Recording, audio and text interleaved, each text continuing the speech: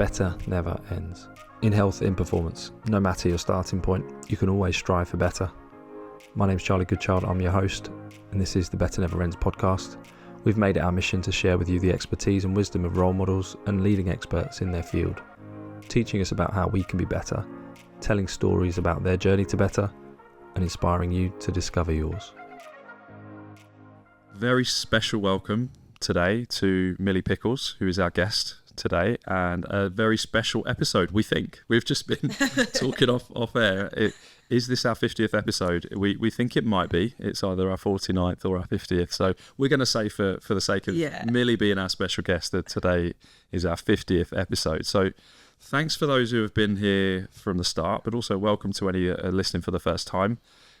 Just before we get into Millie's story, we just want to share a little bit about where our listeners are coming from. Actually, we've been looking at some of the stats on the other end, and we're noticing that, no surprise, most of our listeners are UK, and then after that there's US, Australia, Ireland and India.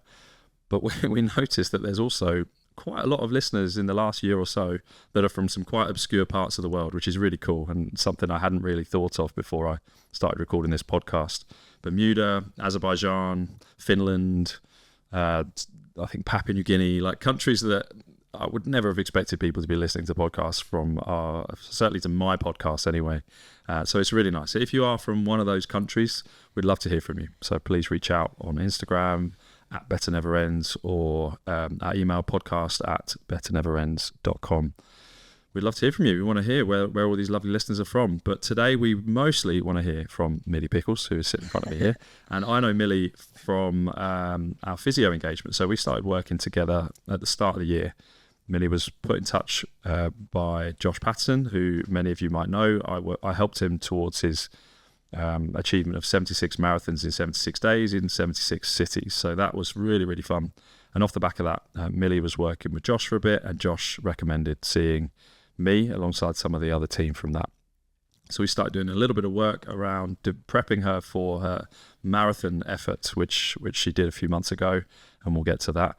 But first of all, we want to get right to the crux of the matter, which I find super interesting here. So I was reading back on some of Millie's old posts, and I came across this really interesting idea that your injury essentially was the thing that you believe was meant to happen.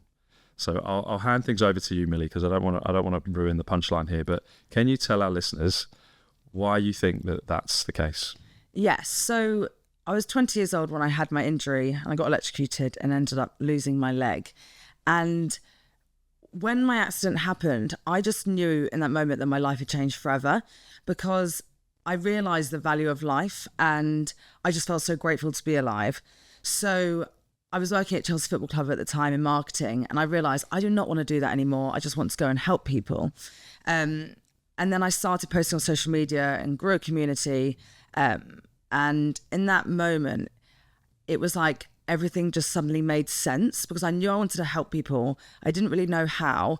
And I was dealing with my accident unbelievably well. And what I went through was so traumatic that the fact that I was doing well was crazy. So when I was posting online, I had a lot of amputees coming to me that were struggling. It just made sense that I actually was always meant to lose my leg. This accident was meant to happen to me because I'm strong enough to cope with it. And so I can be the person for others that helps people along the way. And that's how I kind of saw it. But what's also interesting, which is another reason I think it was always meant to happen to me, I'm quite spiritual, and I believe in like psychics and things like that. And my sister, a month before my accident, went to see a psychic, and she invited me to go. And I was like, oh no, it was £50 at the time, too expensive for me as a 20-year-old. Yeah. So I said, I'm not going to do it. And then she did it. And within it, they said that something's going to happen at the end of September. Your family need to be united. And that's when my accident happened. And she said that she was going to meet a lady called Glenda. And the only Glenda we have ever met in our entire lives, I'm 27 years old now, was my night nurse. After my 10-hour surgery of my amputation, I was on FaceTime to my sister and I said, Liv, meet my nurse Glenda. And in that moment, she literally dropped her phone because she was in shock that we had just met Glenda. Yeah. So I feel like there were signs there that meant that it was meant to happen. And I think taking that approach has helped me deal with the whole situation even better. Yeah, because you said cope, but I would say thrive. Oh, I love that. I think you have thrived from what I know of you and from everything that you present. You're giving to the world. You know, you're not just coping with the world, you're giving. And I think that's such a wonderful thing that you've been able to do. Yeah. And when you really then introspect about who you are as a person, it sounds like giving and helping others is a key part of that. Yeah. But what does that really look like on a day-to-day basis for you? So essentially you've created an audience now and a business for yourself. So what does that look like? It's so funny because it's different every single day. I always try and post on social media every day if I can. And with my posts, I don't do, instructional videos of this is how you build your resilience and this is how you go from X to Y to Z. It's very much, this is what I'm doing. I'm taking action, and hopefully that will help you believe in yourself that you can do it too.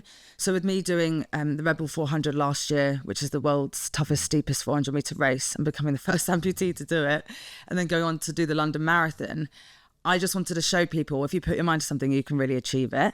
And nothing infuriates me more is when someone's like, oh, I can't do that. I'm like, you can. It's just your mind that's stopping you. I think some people, their minds disable them more than anything. And because my mind is so strong, even though I have a disability, I'm still pushing on, which kind of technically means I'm not disabled in a way. Like I am limited and things are harder, but I'm really striving. And so I just try to teach people that through my videos. So less disabled, more increasingly abled by your mindset, by the sounds of it. You see it through a different lens to even the lens that society is encouraging you to see it through. Yeah. It's interesting though, because I am disabled, but also I'm very able. Yeah. And then within the disabled community, some people hate it when they say like differently abled. Like it's like, no, we are disabled. But for me, I'm just kind of going all the flow, trying to do what I can and dealing with the issues that come up along the way. And I think that has also helped me get to where I am, because I don't focus on it. I am like, oh yeah, I'm in pain, but I don't sit in that. I don't complain about it. I just deal with it. And the fact that I've accepted my life the way that it is and just moved on, it meant that I was able to really just, like you say, thrive, because I'm not resentful towards the situation because I have accepted it. So I think that definitely helps as well. The acceptance, as a physio, I work with people who have pain a lot of the time, and acceptance is a huge part of a lot of people's recovery. And there's a whole group of therapists and a school of thought that's called acceptance and commitment therapy. Yeah. And it's about helping people come to terms with sometimes pain, but other times other things, just so they can move forwards with their life. It's like you can live life despite insert whatever it is. Yeah. It's like you've clearly done that. You are living life despite having a serious injury, losing your leg, and look, we haven't even spoken about your other foot as well. Yeah. Always forget about that one. Still a significant injury to have. So that's what you did without essentially learning it from someone else. So where do you think that came from? Is there anything in your life that taught you that resilience or set you up for that? I get this question a lot, and I really wish I knew the answer. I just think I'm the youngest of four. I've got two older brothers and an older sister, and I've always tried to grow up with them, so older than I actually am. And I feel like just having brothers and sisters makes you more resilient, But then at school, I had some people that weren't that nice to me, and my whole life I have always been very much I am who I am. And if someone was being mean to my friend, I'd stick up for them. I think my mum is very much like that. She knows herself and she's very self-assured, and she'll stick up for what's right. And I think just having my parents through life has kind of taught me to be really strong. And I didn't realize how strong until my accident did happen. But I really wish that I could pinpoint a moment where it's like, gosh, yeah, that's when I realized, when I was younger, that how strong I am. But I don't really know. Sounds like you had it. And you're talking about advocacy a lot as well, sticking up for other people. You're now sticking up for an entire community, aren't you? Which is so awesome. That's so true. You've just gone and done it to an exponential level, which is great. Do you mind taking us back to the injury a little more and just giving us a bit more detail about what happened and also what your recovery was like? Because I think for most people, they have no idea about what recovery even looks like for someone who's had such a significant injury. Yeah. So my accident, obviously I was electrocuted, as I said. And my brain is really fragmented with what actually happened. There's bits that I remember and bits that I don't. And I've tried to find out, and unfortunately I've struggled with that. So I've been living the past 7 years not actually remembering the whole story or knowing why this happened to me. And I was speaking to my partner the other day about this, because he said, that's really tough to deal with. How have you coped with not knowing? And I think I've coped because I just don't care. Yeah. I don't care to know what happened, because I just think if I were to know, I'd probably be quite sad. Because you know how your brain protects yourself from like the worst part. So I'm like, well, if I knew, then I probably would not be that happy. But also it's just not important to me, because for me, what matters is what I've done since my accident and how I've dealt with it. And I think that shows more of my character than anything else. Yeah. So I've always just focused on like my next thing and my next challenge and my next goal. And I always thought, oh gosh, is it going to catch up on me? So I've had a lot of therapy to try and help me figure this out. And I'm 7 years on and I'm still all right. But I am going to start writing a book soon, which I've started therapy up again to mentally prepare myself, because I don't know why. I just feel like maybe something will come back to me. I'm hoping maybe, because even though I don't really care, there's part of me that just thinks, oh, I would love to know exactly everything about me, because not knowing is weird. Like everybody normally knows themselves, but the fact I don't know my whole story as to why this happened, I think is strange. So even though I don't care, it'd be cool to know is how I kind of view it. Well, I can sense a lot of resilience within you, and if something does come through that process, journaling can be very powerful, and I imagine writing a book is like the ultimate sense of journaling. Yeah. So if you do come to realize something that you'd repressed or some deeper memory, it sounds like you've got the tools and you're already setting yourself up with the therapy to go alongside it to cope with whatever you do find out. It's interesting you say that, because I just feel like since my accident, I've kind of been just wanting to test myself more and more. Like with me doing these challenges and trying to push myself, it's almost like I want to see what my breaking point is, because I know that sounds strange. I just thought that, losing a leg, I'd breaking point, and I didn't. And then doing the Red Bull 400, which is something that I never thought that I'd be able to do because of being an amputee and our limitations, and then I did it.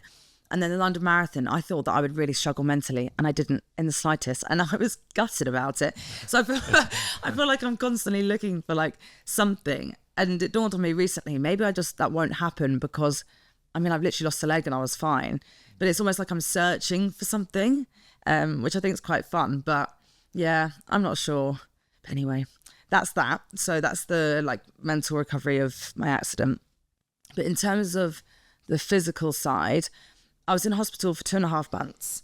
I had over 25 surgeries, and I started doing physio when I was in hospital, and I'd go in an ambulance to another hospital for amputee specific physio recovery. And I was just doing that. And then once I left hospital, I was in a wheelchair for a month, and I was doing stuff at home that I could, but I was very weak. And then I started going to the gym, and I never went to the gym before that. I was always a very team-based sports lady. So, going to the gym was so daunting to me, especially in a wheelchair. And then I was there and I couldn't leg press 10 kg because I was so weak from being in hospital, bedbound for over 8 weeks. So that was quite a journey. But then it was in January, so, just over a month after I came out of hospital, that I got a prosthetic leg. And the physios there said that I was recovering really well, and they actually dismissed me early. And I thought, oh yay, like this is amazing, because I'm young and I can just be more active. And then literally less than a month later, I returned to work because I thought, I'm working at Chelsea Football Club, my placement year, this is an amazing opportunity and I don't want to miss out on it. So from that point onwards, I was kind of just walking. And then within 2 months, I was at a rave. Because back in the day, I loved a rave. Like grandma now. But that was essentially the recovery. And within the physio sessions, it was just walking on different terrain, just balancing on one leg. They were kind of the main things. I used a treadmill that was anti-gravity. Yeah. So to get me used to running and walking. They're really good, they are. Yeah, it was so cool. There was actually a machine that I did, and I think there's only 3 in the country. I'm not sure what it's called, but it's essentially a moving treadmill side to side, up and down. And in front of me was a massive screen. And I felt like I was on Temple Run because I had to like dodge these things. And I really loved seen that. that before. That sounds awesome. It was really cool. So physio was quite fun. And I've got some videos like way back on my Instagram of me doing it. But that was essentially the early doors recovery. And it sounds like that sowed the seed for you of the physical training that I know now is a big part of your life, and essentially almost again like realizing, hang on, I can cope with more. I can keep coping. I'm doing really well here. So it's actually funny because it wasn't like that. Yeah. I did my recovery, but then because when I was in hospital, I lost a lot of weight. My surgeons told me to just keep eating because I was very thin. So I love food. So I was like, and I was having McDonald's, Starbucks, like everything, every single day. And I just started getting fatter and fatter. Yeah. And then I was in such a bad eating habit that I was just binge eating all the time. And that continued on for like a year and a half. And then when I was at university, after my placement year, I went back to finish my final year, and I wasn't really exercising or doing many walks. I was going out and eating a lot. And so it was like a year and a half to 2 years later that when I finished university, I'm the sort of person, right, that when I need to, I'm just like, right, I need to take control of my life now. Like I've been sitting back, for long enough. So I just was like, right, this is it. This is the time.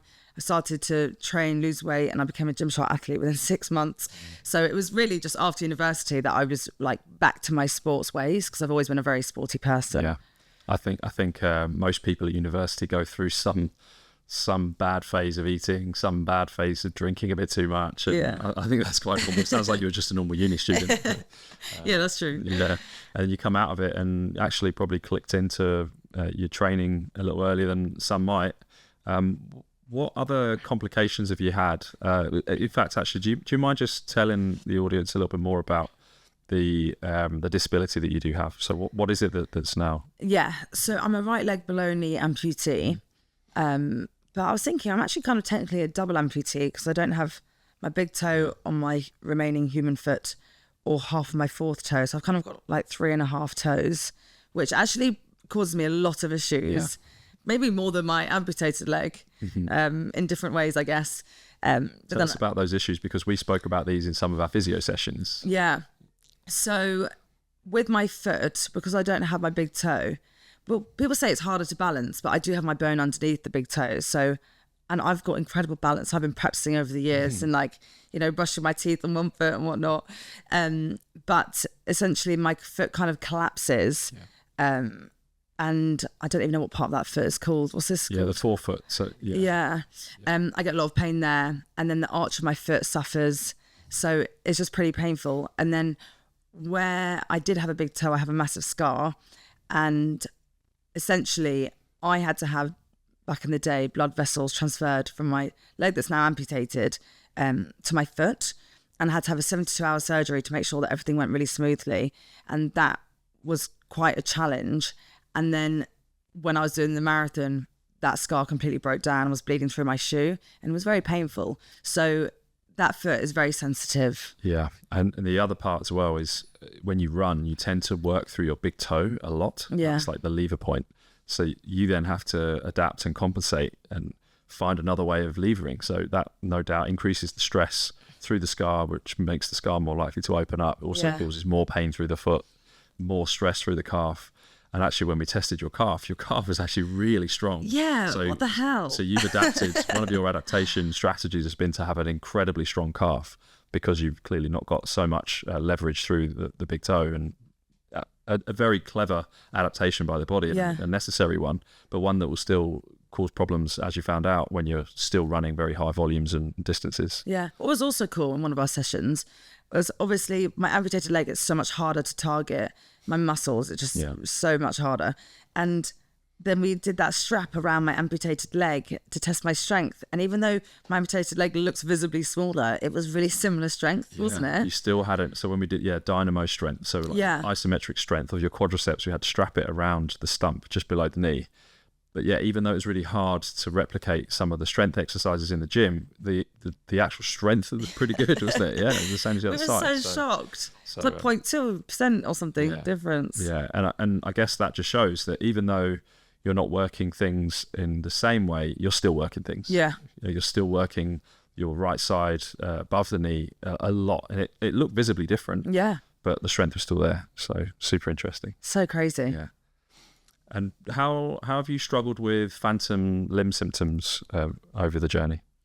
My phantom pain definitely increases way more when I'm on my running blade and when I'm running. I think because of the impact repeatedly. And I think if my running form was better, I'd probably be in the air more, so it wouldn't be as much impact. But running blades are so hard to control.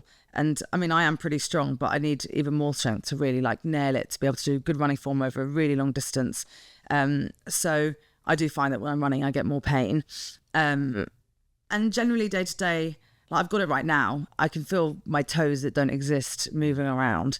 And my pain, I get like sensations all the time. It's always like really sharp pins and needles. And then I get really bad shooting pains. Like I was at dinner last night with my sister, her partner, and my boyfriend. And out of nowhere, I just went, oh. And like when I do that, it's like, that was really painful for me to actually like say aloud. And that just can come whenever. So really, I get it all the time, but sport definitely increases it.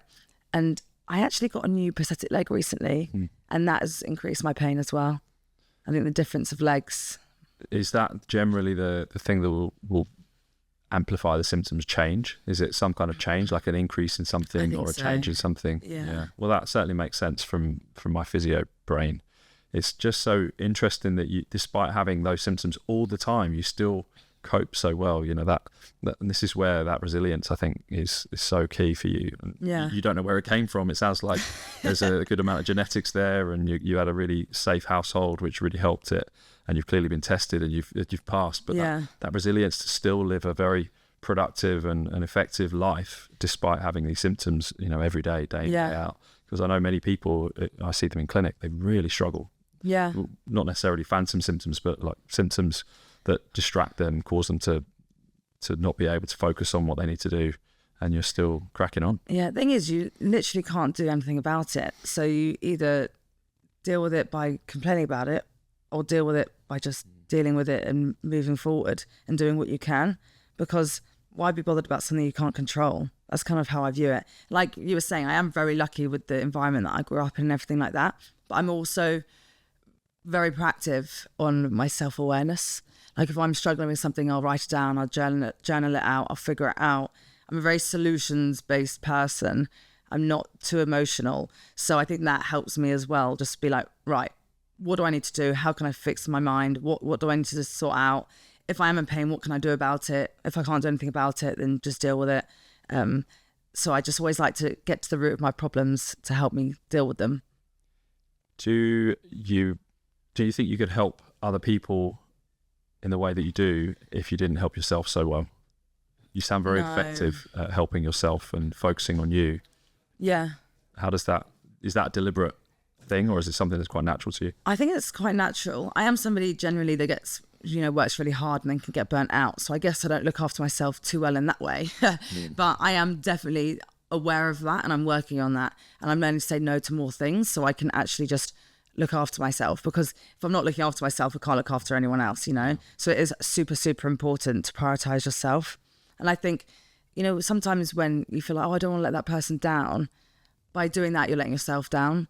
So sometimes you've just got to look after yourself and know when to stop and just take care, Well, look, we're very aware that your life is super busy right now, and we're very grateful for your time here in this podcast. No, it's good talking to you. I love it. Well, tell us about some of the things that have come this year, because I know that it's been a big year for you. And last year you did this Red Bull race, and then this year you started working on the marathon, which you did. Some of these other opportunities have come through. Tell us about this year.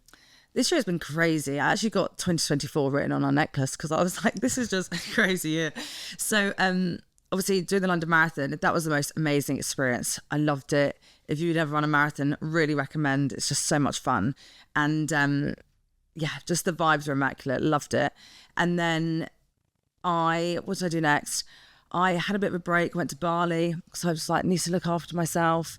I then cycled the Tour de France, at the last leg of the Tour de France, which was the most incredible experience. And I hadn't really, gone on a bike since before I lost my leg. And there I was, I think it was like 32 kilometers. I was like, yeah, I could do that. But it was just the most beautiful trip from Monaco to Nice. That was so amazing. And I also, I've went and reported on the Paralympics, which was also a huge achievement for me, because when I first lost my leg, the first thing I said to my parents when I found out that was going to happen, I was like, at least I can be in the Paralympics now. And, I didn't do the Paralympics in the end. I did train for 2 years in 100-meter sprints, but just decided it wasn't for me. But every day I manifested, I'm going to be in 2024 Paris Paralympics. So the fact that I got asked to report on it, and that was my first ever TV presenting experience, I was like, wow, the universe is crazy. But that was just, I don't think I've ever pushed myself so far out of my comfort zone before, like I did at the Paralympics. It was mega. Going live on TV and all the tech issues that go wrong, and you just have to deal with it and like not make it noticeable at all. I just got such a kick out of it. Like, I love a challenge, and that challenged me unbelievably. And every day, it was something new every day. It was long hours. You would find out what you're doing at, 11 p.m. to 1 a.m. and then you'd be up at 5. Like, it was go, 11 days straight. But it was just amazing. You said manifesting. You manifested Yes. this. What does that mean to you? Because I hear counter argument to manifesting. So Okay. As in, you can't just think it and it will happen. And I think that's true. But how did it work for you when you said, I manifested, I felt this was going to happen, and then it did? Do you know, when people say you can't just think it to happen, I feel like they're already putting a negative connotation on it, so it's not going to happen. Yeah. So manifesting, you essentially just have to believe that it will come true. You've got to believe that you are someone that deserves it, and you've got to think about it. And I think people manifest subconsciously. When you think about something, you daydream, and then suddenly it happens. You're like, oh my God. It can happen without you even realizing, but you can also consciously do it. So every day for 2 years, I had this A4 sheet of paper, double-sided. I would say to myself the affirmations, like, I am going to do this. I am this. On repeat to myself, and I would shout it. I know it sounds crazy, but I would shout it in a mirror with such emotion, because if I'm being more emotional about it, then I feel it more, so I'm going to believe it and then go on to achieve it. And so I knew this paper off the back of my hand, and I just believed it with such conviction, because I told myself so many times I'm going to do it, that it put me in a higher vibrational state, so that I took action to go and achieve those things. Action. Yes. Action. Yes. This is what I was going to ask you, because I know from knowing you, and I also know from your story that you've told already on this podcast, you take action. Yeah. This is to me, that's the key difference. Yes. If you don't take the action in the end, then of course it will only be a thought. And from what you're saying, actually, you've kind of challenged me a little there, is that your manifesting allows you to be in the right state to take action. Yes. And I think that's really, really great, just to add that little bit of detail there. But if you don't ever take action, then it's not going to happen. It doesn't go anywhere. No. So I absolutely love that you got there, because I was going to ask you. Yeah. You have to. Action has to come, right? But if you believe it, then you're more likely to take action to achieve it. Yeah. So the manifesting, saying it to yourself, giving the affirmations is just a way to get you to believe, to take action. Because you never take action otherwise. You're like, oh, I'll never be able to do that, so I won't even try. Yeah. Well, I'm an optimist, so for me, this kind of stuff, I think I'm probably more in the I don't know I'm doing it, but I'm always having positive thoughts, and dreaming big and being ambitious. I think I need to do a little bit more of the deliberate stuff. Yeah. I'm starting to do more and more journaling these days, and through that journaling, quite often comes levels of manifestation and building for the future. And I think I need to be more deliberate about it. Our last guest, Richie Norton, I mean, if he was absolutely fantastic. He's a coach and breathwork expert. His key message in the end was, you have to take action. What's that Yes. one step going to be to get you to the next thing, to the next thing, to the next thing? Take action today. Use your breath to introspect, feel. Yeah. And it's just another little version of what you're saying now. Is like Yeah. just take action, Yeah. which I love. I do believe in like the universe though. And some people say, God, universe. I wouldn't say that I'm that religious, but I am spiritual. And with the universe, I just put my trust in the universe. And whatever I say aloud, I just think the universe is listening. So it kind of helps me in a way not be too negative, because I'm like, oh God, the universe heard that. And sometimes when I do, I just go, universe, I'm joking, don't listen to me today. And I try and just change my mindset. It makes me more aware of the way that I think. So I also believe me saying that aloud, the universe was listening and I was putting it out there. Because I think sometimes, people say don't share your goals with people because it's not good and it probably won't happen. But I think the other side, I think if you're, sharing it with the universe, sharing it with people, then it's going to attract back to you and you're going to be able to achieve what you want to. And I've spoken about it in other podcasts before, have started to come around to this idea of spirituality. I think I was so scientific in my thought processes, an atheist without the ability to think of anything beyond science. Yeah. And now I'm starting to come around to this idea that there is something spiritual about the world, even if it's a oneness of humanity or a oneness of nature. I believe that is something that is a spiritual thought in itself. Yeah. And as a result, I'm much more open to this idea. I think I can't help myself but analyze scientifically about what else is going on in those moments when you're speaking to the universe. You are also speaking to you. You are also speaking to others. Your subconscious is receiving these messages as well. So however we frame it and whichever lens we look through, there is a positive outcome that comes from it. And even the part where you share it with others, well, then others start to buy in with it and they start to support you, no matter how indirectly they are then part of your supportive network. So I think whichever lens you look through, there is something in the way you're doing it that is clearly very effective, rooted in spirituality, but also very effective. But also there's different laws of the universe and like law of attraction, and that's based on quantum physics. Yeah. I couldn't tell you in depth what that is, but like I do know that it is based on science. Yeah. So I do believe in law of attraction, which is obviously attracting everything that's meant to come to you. So yeah, and it works because I've done it many a times. Yeah. If it's working, why on earth would you try and challenge it otherwise? Yeah. This is clearly a very effective part of your success. So, what is you said that you sometimes like to share some of your future then. So what is your future looking like? A book, but that's very exciting. Yeah, 100% a book. Yeah. That's my next challenge. A mental one for sure, less than not really a physical one. But it's interesting because I'm at a place in my life where everything that I said for 2 years, I was manifesting everything on a sheet. I'm so grateful that everything that I was manifesting is my reality right now. And so I'm now at a place where I'm trying to navigate what's next. And I'm in my 20s, close to 30, but, and I think it's a good time to explore and try as much as you can. So I'm quite tempted to do more like presenting, TV presenting. I would love to try radio. I just want to see what I'm good at and just what I enjoy really. But I don't know exactly, because I know I want to do more fitness challenges. I'm doing a half marathon in December, but I want to push myself more, see what I'm capable of. So I'm trying to figure it all out at the moment. But I just think the book is so important. So that's my next focus, and that's all I'll think about for the time being. I imagine you have to be quite insular in order to go through that process of writing and thinking, shutting out external distractions. And but you've also set your life up and the success has come through the opposite of actually being out in the open and being an influencer and a role model to others. Do you think you'll struggle with that, like shutting things down? Or no, okay. Not at all. I actually love just sitting at a laptop writing. When I worked at Chelsea and I just had to be at my laptop doing all of this different types of work, just in my own space, I loved it. Like I'm an extrovert, but also not at the same time.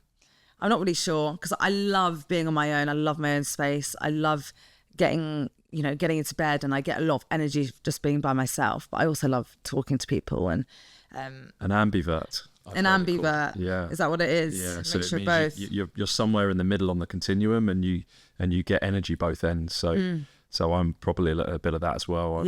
Although I would say I'm more of an introvert. I've got a very good pseudo extrovert part of me, so I can act extroverted when I need to be. Yeah. But it drains me. So socializing definitely drains me, and whereas being on my own and in small groups and actually one-to-one is fantastic for me. So I can find a real energy from going deep on a subject with another person like this, like podcasts, right? So it suits me very well. That's perfect. Yeah. But if I'm in a big group, I will, unless I'm very confident and comfortable in that group, it's unlikely I'll be the dominant part of that group. Yeah. I'll sit back and look for a one-to-one conversation.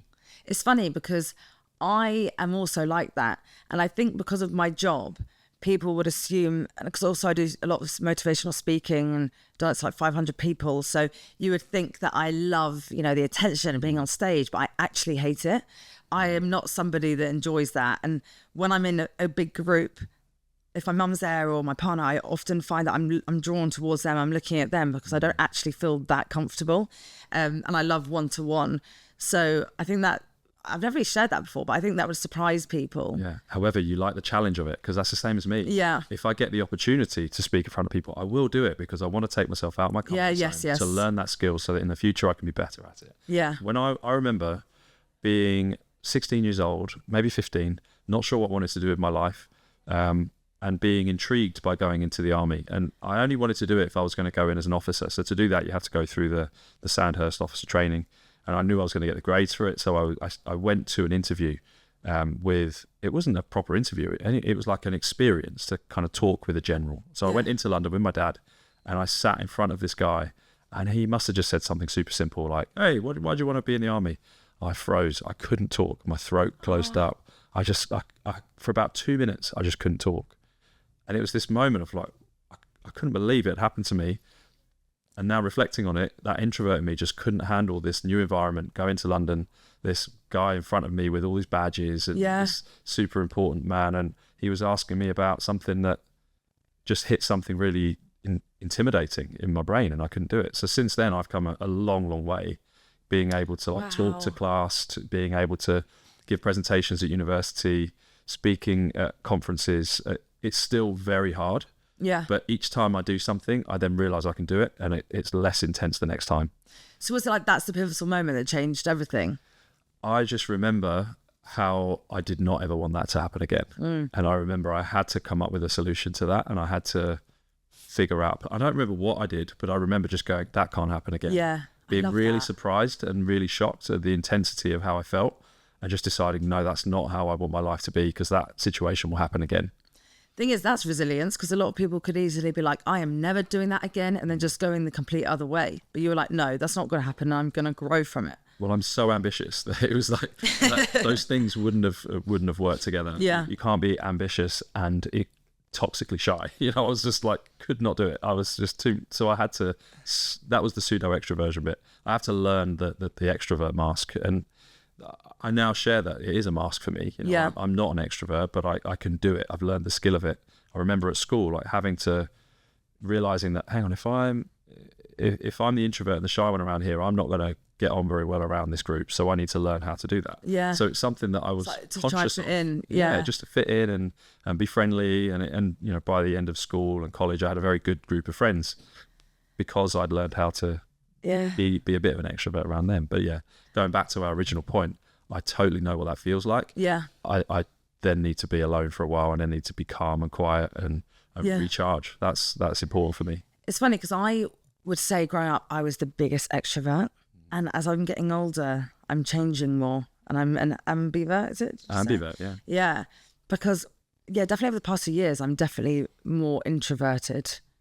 Which is funny because that's when I really popped off on social media. But then, to be fair, I'm on my own a lot of the time. Yeah. I lived alone for over a year. I'm living with my partner now, but that's also quite isolating. So I think online people see creators and influencers, it's like living this crazy life, but that's not life 24/7.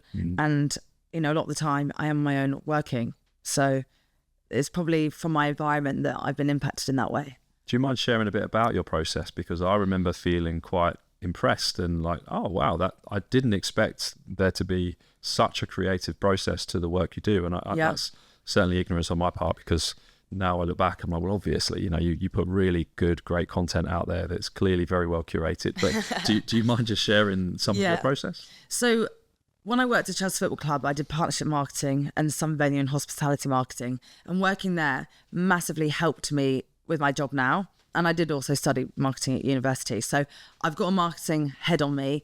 And then with my content, it's funny, people think you just put up a video and it's like, there's a lot more that goes into it, especially with the algorithm at the moment. Everyone's fighting to be, getting seen. And what I'm about to say of how I do it seems quite like calculated, but you kind of have to be in order for your videos to be seen. And because I want to help people, if I'm not creating good enough videos, I'm not going to be able to help people. So you've got to be smart with how you do it. So I essentially have a whole process on a project management platform where I brainstorm ideas, I flesh them out, I would write about 10 different hooks to see what works best to get people to actually want to watch my videos, because the first 3 seconds is so important. That's when someone decides whether they want to click your video or not and continue watching. So the hook is so important.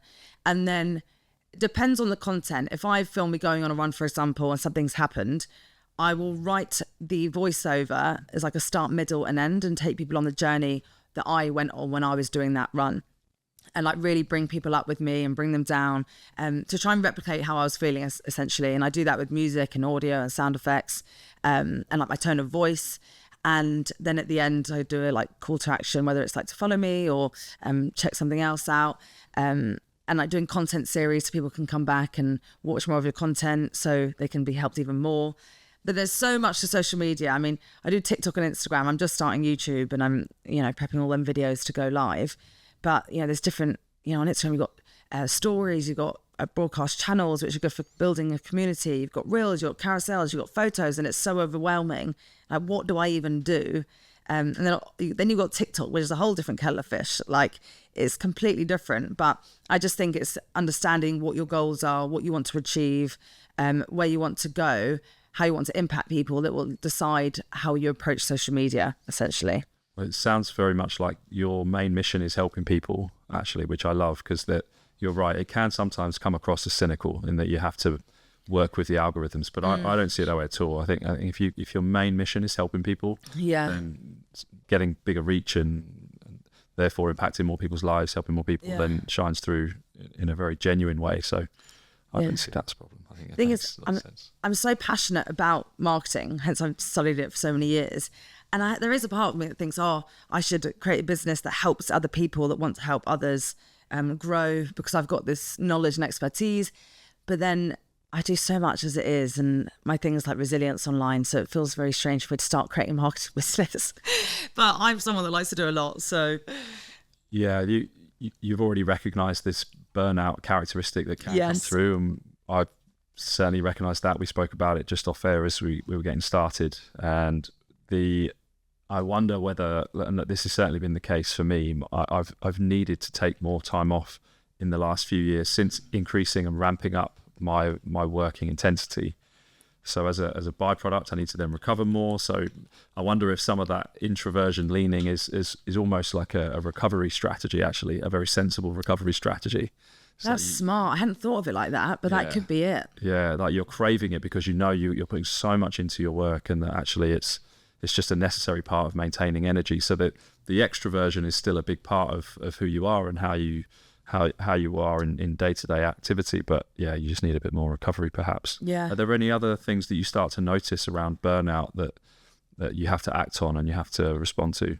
Well, I feel like everyone in the world right now. I got diagnosed with ADHD the other month from a psychologist, and it made a lot of sense because I just go, then I burn out and I crash. And, when I am around people afterwards, I just get in bed and I crash like crazy. And I only started noticing it really when I lived with my partner, because I found it strange that he wasn't the same. I was like, what? And then I just noticed things more and more and more. So since being diagnosed, I'm just trying to learn how to deal with everything better, because now I understand why I am the way that I am. So I'm just trying to say no to things and prioritize, do I actually really want to do this? So I'm trying to save myself of the burnout. I'm trying to essentially do 80-20 rather than 100-100-0, 100-100-0. So I'm in the process of that, and it seems to be going all right. Do you find exercise it plays a role in that, or is exercise still a part of challenges for you of building up towards like achieving something? So I do burn out with exercise as well. Like I will do challenges, I'll be really consistent, then I'll drop off. Like something will happen, like last year I couldn't walk for 3 months, and so I was exercising my wheelchair to start off with, and then I just kind of stopped, and then it was hard to get back in. So I don't think I've ever, well I know I haven't, I've never been consistent with working out. And again, I'm at a place where I'm trying to sort that out, because exercise does help me mentally and it brings me a lot of happiness. But I find that when I work too much, then the exercise goes, because I'm like, oh, I can't prioritize that right now. And so I'm just at a point where I'm like, okay, I've got to prioritize my health first and foremost, and then everything else comes after that. And I'm doing all right so far. So, yeah. What does it look like for you? What does a normal week look like for you? God, what does a normal week? Do you know what? I can't even remember what I did yesterday. It really is different every single week. You know, I started working with my brother, so I'm trying to have more consistency to be able to help him as well. So every Tuesday we do filming content. Most days I try and film content, but I will get up, I'll go to the gym first, do my morning routine, cold shower. That really helps me. I don't get out the shower till like my body is making me laugh. Like voluntarily, I just love it. And then, you know, meditating. And then sometimes I do affirmations, depending on how much of in a rush I am. And then sometimes I'll work from the gym all day, get admin done, film content. Not so much edit it now, because I obviously have my brother. Like come do podcasts, go to speaking gigs, go to events, go abroad to film things. So it is very different all the time. And I'm very lucky that I can do what I want when I want. It could be as fun and as exciting. It could also be pretty chaotic and difficult to get a rhythm, though. Is that part of the challenge that you've had in just getting more of a routine of exercise built into it because of all the chaos? Yeah, it definitely helps, because I can easily work really late at night. I'm basically nocturnal, so I have to be really proactive with going to sleep earlier. Reading is helping me a lot, actually, because I'm now excited to get into bed to read. So I want to go to bed early. And I find that, I know it sounds silly, but if I get into bed at around 7, 8 p.m, by the time I've read and I've done, you know, chilled and I've watched a bit of TV or whatever, it's probably about 9 p.m, then I can sleep. So when I get in after working all day, my aim is to quickly get into bed as quickly as possible. And I love nothing more than just chilling in my bed. So it's like my special treat when I do that. So that helps. Yeah, I actually advise this a lot to people, is get to bed earlier. And if they are struggling to sleep, it's not necessarily they have to. There are obviously sleep hygiene things that people may already be aware of, but if you're just in your bed environment, winding down gradually over time, that sleepiness should come in. And what are you like with your phone? Because when you're in bed, so it used to be really awful. Yeah. Would be the first thing I checked when I woke up, and I was feeling sad all the time. I noticed that I would really be struggling every time I looked at my phone. So, which isn't great considering my job is around my phone. So I went on a digital detox, and you lock your phone in a little box, and I have bought myself a box at home that I lock my phone away in from about 6 p.m. every night. And then I don't go on it for the first hour in the morning. And because it's physically away from me in a box, it makes me realise that, okay, no. And then honestly, the things that I have, the time that I have, I took 2 weeks off and I got up and I just started painting. I was like, oh, what should I do? I've got so much time. It's such a great thing there, what you just, because I'm not as extreme as that. I'm relatively good. I don't tend to spend much time in bed on my phone, but I do wake up and look at it sometimes. But I love what you've just said there. I might even try and adopt a better version or a version of that. Sorry, because what I'm doing is halfway. But most people, when they are sitting there with a phone scrolling, they are essentially doing the opposite of developing sleepiness. They are stimulating, creating dopamine, that feel-good, exciting hormone, that action hormone. That's not for the nighttime. That's for the day. Get that stuff in the day. Hopefully it's for never. Some of it is good because it is the taking action part. I mean, not necessarily the scrolling, doom scrolling stuff. Yeah. But there is something about dopamine that could be very positive in our lives, but in the right time of the day, the part where you're taking action. So having that detox window either side of bed is no wonder you're saying how effective it is for you, because it's allowing your brain to wind down and then get into its sleepiness and sleep loads better, ready for a new day. So see, I used to not be able to go off my phone until I checked pretty much every app, emails, Instagram, WhatsApp, and even though there was literally nothing on there, I would have to check it. It was like a thing that I didn't feel satisfied until I'd done that. And now I'm at a place where I'm like, oh, I don't even care. Because when I went on the digital detox for 3 days, I came back, turned on my phone, and I was like, is that it? Like, there was literally nothing on the phone that needed to be checked over 3 days. But how powerful is that? Yeah. To realise. So it's made me realise, why do you need to keep picking up your phone over 100 times a day? It's ridiculous, because nothing's changed. Yeah. It's just a bad habit. Addiction, it is an addiction. I think we all have a differently severe addiction to our phones. Unfortunately, that's the way the companies have designed them. Yeah. But the terminology we're using, detox and habit, it's all part of the same thing. I listened to a great podcast on addiction on the Andrew Huberman podcast, the Huberman Labs, and I can't remember we'll put it in the show notes. She was the lady who spoke on it was fantastic. She's so articulate with it. She's written a book called Dopamine Nation, I think. It just summed it up so well that we all have a level of it, because that's the way these phones are designed, and it's up to us to essentially go against it, and we'll feel this craving towards it. And like what you said, you weren't satisfied until you had gone through each app. Like that's pretty powerful stuff to say, isn't it? Yeah. And then luckily for you were able to stop it and detox, and then realize, actually, I don't need that in my life anymore. And you've now created boundaries that work for you. I really recommend anybody listening to go on a digital detox if you can. I went and stayed in one called Unplugged, which is you go in a cabin in the middle of a forest. There was just loads of trees and horses and like sheep around me.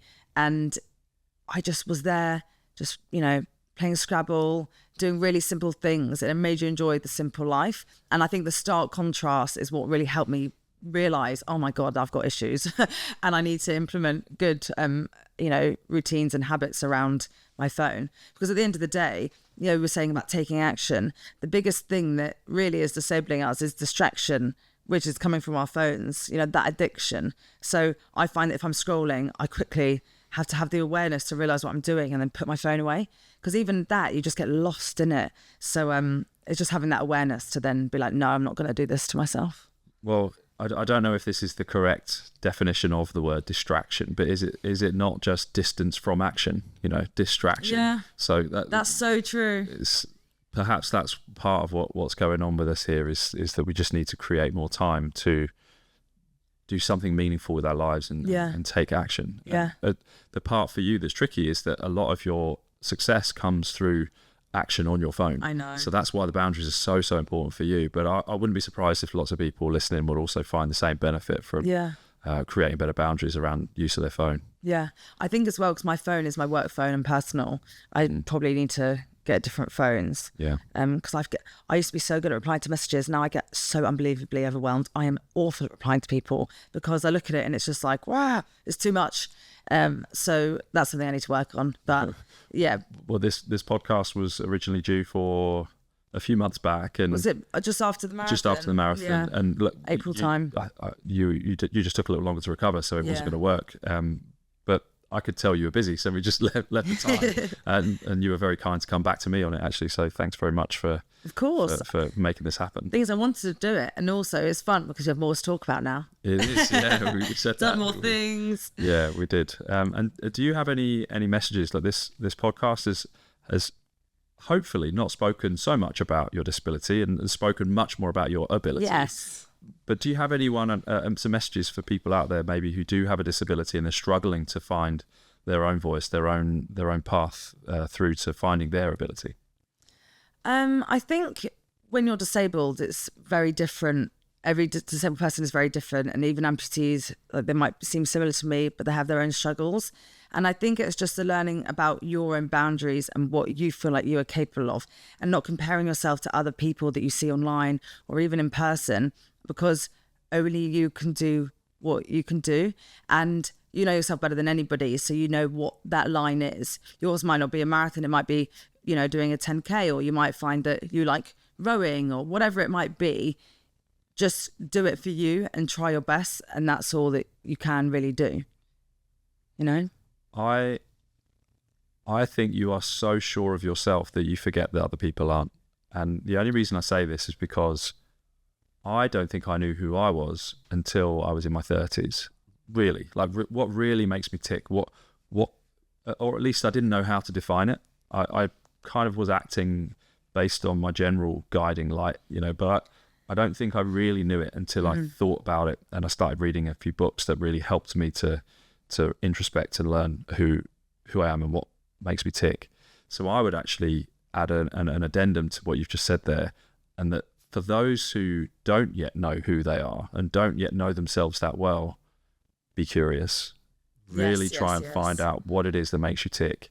And there's books out there that are great for that. My one was Start With Why by Simon Sinek. It really just made me figure out my why and why I do what I do. But there's loads of others. There's lots of self-help books that would be great for people. So I think you are just a bit of a special case, actually, in a good way. Like, you were so sure of yourself that despite a potentially, or a life-changing injury and a potentially extremely negative outcome, you've seen only positivity from it, and you've been able to live a fantastic, inspiring life, and you are doing what you want to do, which is helping people. So you're doing that, and as great as that message is from you, some people probably do just need to do the work and find out who are you. You know, what is it that makes you tick? Because that's certainly where my biggest action came from, is understanding who I was fully and knowing, okay, well, I just put all my eggs in that basket. I'm going for it. Yeah, that's great value add. It's so funny because I'm always like, my thoughts are, if you believe, take action, you'll achieve. And if you don't believe, just take action and then you'll start to believe. So that's my whole thing. But then at the same time, I'm aware that people compare themselves to other people. And, you know, I get people messaging me saying, how can you do that? Why are you doing that? Because they struggle with it. So I think it's so important to be curious, like you said, learn about yourself, trial as much as you possibly can in this life, because you might find something that you love, or you might find that you're more capable than you even realise. But definitely doing what you feel like you can do is super important, rather than just restricting yourself. Because you said about manifesting being in the Paralympics, and you wanted to be at Paris 2024. You started trying to do it through one route and failed. To some degree. Mm-hmm. Right? I did fail. But that didn't deter you. You just went, okay, well, I'll go another way. I'll do something else. I'll do something else. And I've heard some much smarter people than I talk about the importance of embracing failure and using failure as your guide towards your next journey. Yeah. That's become reassuring for me as, I guess an entrepreneur and someone who's driving my own life forwards, is that it's okay to fail. I used to be petrified of it, and I think I would be looking for success but mainly worrying about failure. And then when I realised actually failure is just part of the journey, it's just part of the learning. It's redirection. Move forwards, redirection. Yeah. So I think, but even in your story that you've spoken about, you've spoken about times where things didn't work out and you just redirected. Yeah. And kept going. Yeah, it was definitely a hard decision for me to do that. But I think it's also important to not shy away from hard decisions or things that might make you look bad or that you're scared of. Because my thing is, whenever I'm scared of something, I hate myself to do it because I know I'm going to have to do it. Anytime I feel fear, I'm like, right, this is it. I've got to push myself out of my comfort zone. So instead of just shying away, whenever you feel that fear, just always go for it, because there's always greatness on the other side. Yeah, do you know, there's this lovely diagram that encapsulates comfort zone for me. There's comfort zone is a small circle, and then just outside of that is fear zone, and that all those symptoms that worry, panic, and actually I would even add a little bit of detail. Sometimes people can decide, actually that isn't going to serve my future goals, so I don't need to go into that fear. However, so on the other side of fear, there's then the growth zone, and then you get new comfort zone, much bigger comfort zone, right? If that skill that you are learning and that growth that you are aspiring towards isn't relevant to your central message and your central values, then maybe that fear isn't worth it. Yeah. However, what you're saying is, if you are working towards something and then fear comes along as part of it, it's probably because you need to go there, because it's outside your comfort zone. Yeah. So I really believe in that too. I think that's what I was talking about with that feeling when I was speaking to that general. Yeah. Like that fear that was there. It's like, hang on a minute. I do want to be able to do that in my adult life. So I need to figure that out. I need to deal with that. But also, I think what people need to realise is as well, is that everybody doesn't really know what they're doing. Everybody's scared. Everybody's fearful. And some people are just hiding it better than others. Like, I can't tell you how petrified I was to go on TV and present for the Paralympics. I was so nervous. I've never felt so nervous in my entire life. Yet people are like, oh my God, you're smashing it. You look amazing. Da, da. I'm like, if you knew the levels that I was feeling, and you just got to fake it till you make it, really, because nobody knows. It's just having the courage to push yourself to do something that you never thought that you could do, just so you can go forward and grow. It's scary, but so worthwhile. Yeah, there's a lot to take from that. You know, I'm mulling that over in my own mind now. You know, all the future projects we're starting to work towards. There's a lot of fear there for sure. I just now refuse to allow that to hold me back because I believe in what we're doing. Yeah. I believe it's important. Sorry. My background on my phone, it's over there. I've got a message that literally says, you know, when you're 90 years old and you're looking back in your life, you'll be so grateful for this moment right now. And like, what would you do differently, sort of thing. And I always think of that because even though you're scared, when you're older, you're not going to be like, oh, you know, I'm really glad I stayed in my comfort zone because I was scared and didn't try. You'd be proud of yourself for trying. So it's always just trying to have that different lens and perspective to help you push forward. And like, I'm actually really fearful of death, so fearful, which is why it was kind of, I'm about to say funny, but obviously it's not funny, that I nearly died. And it was one of the first things I said to my parents the night of my accident. I was like, it's crazy that I'm the one that nearly died. But I do think having fear sometimes is good because even though it's not great to have a fear of death, it really pushes me forward in my life because I just want to make the most of my life whilst I'm here. And I appreciate people so much more because I know that they're not going to be here forever. And so using fear to your advantage is such a good thing to do. What a wonderful end to today. So I think what many people will resonate with as well is that there is so much distraction in our life that is preventing them from taking the right action. And your flirtation with death has certainly brought you to a place that you are now grateful for. And I think being scared of death is something we all have, by the way. And I think yours perhaps is in sharper focus because of how close it nearly came for you at such a young age.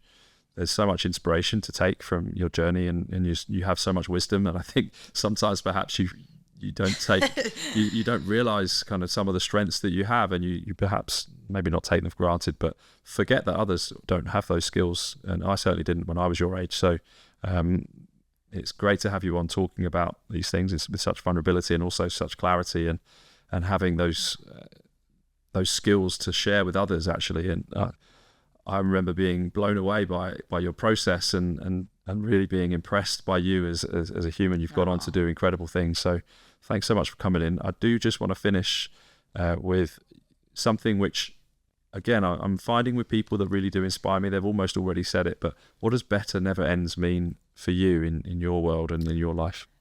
Constantly just trying to improve yourself and just doing 1% better every single day. You know, I journal every day and think and write, what could I do better tomorrow? As well as being proud of myself for everything that I've done that day. It's just showing yourself enough love to be proud of yourself, but also knowing that there's always more room to grow and doing what you can every day. And that might look different every day, but just taking one step at a time and really focusing on improving yourself. Thank you. And if someone wants to get in touch with you, Millie, how might they find you? So my name's Millie Pickles, Millie with a Y, and Pickles is my surname. And I don't like eating pickles. I always get those questions. And I'm on Instagram, TikTok, and I'm just starting YouTube. So you can find me there. Thanks so much for coming in, Millie. Thank you. Thanks for listening to today's podcast. This podcast is sponsored by Better, provider of health, wellness and performance services based in central London. You can book in for face-to-face services at either of our 2 clinics, one in Soho and one in the city. You can also follow us on Instagram at Better Never Ends, or head over to our website for more information about the clinics or the podcast at www.betterneverends.com. And of course, if you want to send us an email with any feedback, questions or suggestions for future episodes, then email us on podcast@betterneverends.com. And finally, thanks to Brian Long for editing the show. Without him, it's absolutely no doubt in my mind that these would never have seen the light of day, and it will allow this podcast to continue on for as long as I'll keep recording them. So thanks very much, Brian.